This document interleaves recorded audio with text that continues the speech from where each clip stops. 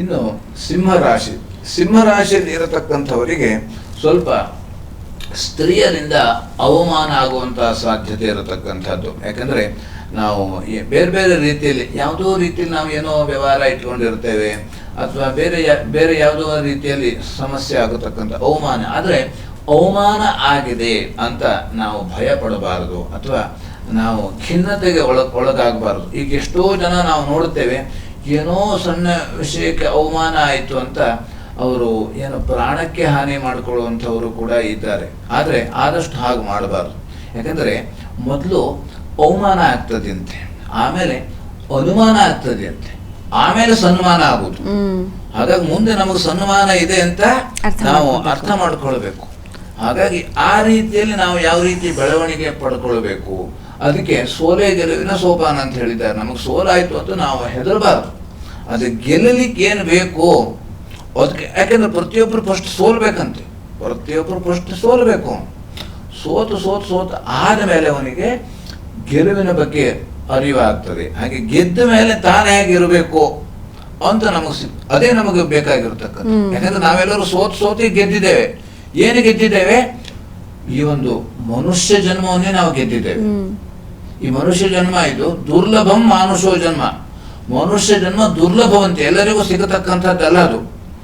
ಎಷ್ಟೋ ವರ್ಷದ ತಪಸ್ಸಿನಿಂದ ನಮಗೆಲ್ಲರಿಗೂ ಮನುಷ್ಯ ಜನ್ಮ ಸಿಕ್ಕಿದ್ದು. ನಾವೆಲ್ಲರೂ ಮನುಷ್ಯರಾಗಿದ್ದು, ಮನುಷ್ಯರಾಗಿಯೂ ಕೂಡ ಭಗವಂತನ ಬಗ್ಗೆ ಚಿಂತನೆ ಮಾಡ್ತಾ ಇದ್ದಿದ್ದು, ದಾನ ಧರ್ಮ ಮಾಡಬೇಕು ಅಂತ ಆ ಮನಸ್ಸು ನಮಗೂ ಬಂದಿದ್ದು. ಅದನ್ನೇ ನಾವು ಗೆದ್ದಿದ್ದು. ಹಾಗಾಗಿ ಆ ರೀತಿಯಲ್ಲಿ ಸಮಾಧಾನ ಮತ್ತೆ ಶಾಂತಿ ನಮಗೆ ತುಂಬಾ ಅಗತ್ಯವಾಗಿರತಕ್ಕಂಥದ್ದು.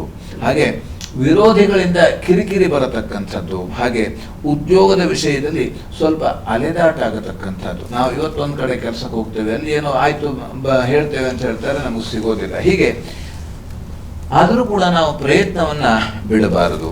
ಆರ್ಥಿಕವಾಗಿ ಪೆಟ್ಟು ಆಗತಕ್ಕಂತಹ ಸಾಧ್ಯತೆ, ಆರ್ಥಿಕವಾಗಿ ಬೇರೆ ಬೇರೆ ರೀತಿಯಲ್ಲಿ ಪೆಟ್ಟು ಆದರೂ ಕೂಡ ನಾವು ಮತ್ತೆ ಅದಕ್ಕೆ ಸರಿದೂಗಿಸಿಕೊಂಡು ಪ್ರಯತ್ನ ಮಾಡಬೇಕಾಗ್ತದೆ. ಮಕ್ಕಳಿಂದ ಸುಖ ಸಿಗತಕ್ಕಂಥದ್ದು, ಅಥವಾ ನಾವು ಹೇಳಿದ ಮಾತನ್ನ ಮಕ್ಕಳು ಕೇಳ್ತಾರೆ, ಅಥವಾ ತಂದೆ ಮಕ್ಕಳಲ್ಲಿ ವಿರಸ ಇದ್ದಿದ್ದು ಸರಿಯಾಗತಕ್ಕಂಥದ್ದು. ಹಾಗೆ ಕೋರ್ಟ್ ಕಚೇರಿಗಳಲ್ಲಿ ಜಯ ಬರತಕ್ಕಂಥದ್ದು, ಜಯ ಸಿಗುವಂಥದ್ದು, ಆಧ್ಯಾತ್ಮಿಕವಾಗಿ ಅನುಕೂಲ ಆಗತಕ್ಕಂಥದ್ದು. ಇನ್ನು ಸಾಮಾನ್ಯವಾಗಿ ನಮಗೆ ಇವೆಲ್ಲ ಯಾಕಂದ್ರೆ ಇದು ಯಾವುದು ಬೇಡ, ನಾವು ಭಗವಂತನ ಸ್ಮರಣೆಯನ್ನೇ ಮಾಡ್ತೇನೆ ಅಂತ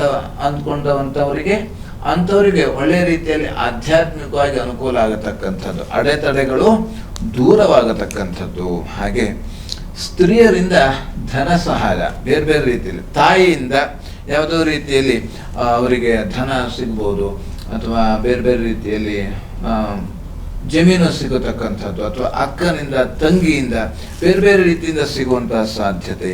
ಹಾಗೆ ಆಸ್ತಿಗಾಗಿ ಸಹೋದರರಿಂದ ಮನಸ್ತಾಪ ಆಗತಕ್ಕಂಥದ್ದು. ಹಾಗಾಗಿ ಆದಷ್ಟು ನಾವು ಆ ರೀತಿಯಲ್ಲಿ ಮನಸ್ತಾಪ ಮಾಡ್ಕೊಳ್ದೇನೆ ಆದಷ್ಟು ನಮಗೇನು ಸಿಗ್ತದೆಯೋ ಏನು ಬರ್ತದೆಯೋ ಅದನ್ನು ನಾವು ಸ್ವಲ್ಪ ಬಿಟ್ಟು ನಾವು ಮುಂದೆ ಹೋಗ್ಬೇಕಾಗ್ತದೆ. ಹಾಗೆ ವಾಹನದಲ್ಲಿ ಸಂಚರಿಸುವಾಗ ಸ್ವಲ್ಪ ನಿಗಾ ಇರಬೇಕು. ಯಾಕೆಂದರೆ ನಾವು ಆದಷ್ಟು ಎಷ್ಟು ಓಡ್ತದೆ ಅಂತ ನಾವು ಓಡಿಸ್ಬಾರ್ದು, ನಮ್ಮ ಹತೋಟಿಯಲ್ಲಿ ಇರಬೇಕು ಗಾಡಿ. ಆ ರೀತಿಯಲ್ಲಿ ನಾವು ವಾಹನವನ್ನು ಚಲಿಸುವಂಥದ್ದು. ಹಾಗಾಗಿ ಈ ವರ್ಷ ಮಿಶ್ರ ಫಲ ಇರತಕ್ಕಂಥದ್ದು ಸಿಂಹರಾಶಿಗೆ. ಭಗವದ್ಗೀತಾ ಪಾರಾಯಣ ಮಾಡುವುದರಿಂದ ಎಲ್ಲ ರೀತಿಯಲ್ಲಿ ಶುಭ ಫಲವನ್ನು ಕಾಣಬಹುದು.